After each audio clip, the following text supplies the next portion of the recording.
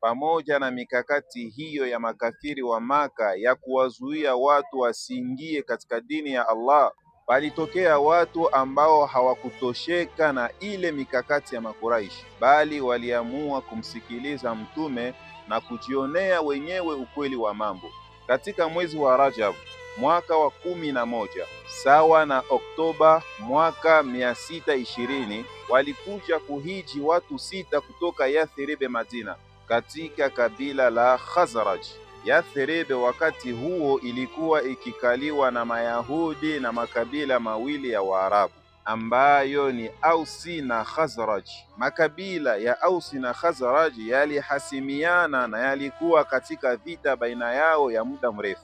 Kwa bahati nzuri, Mtume sallallahu alaihi wasallam alipita Jamaratul Akaba katika mji wa Mina, akakutana na hao watu 6 wa Yathrib.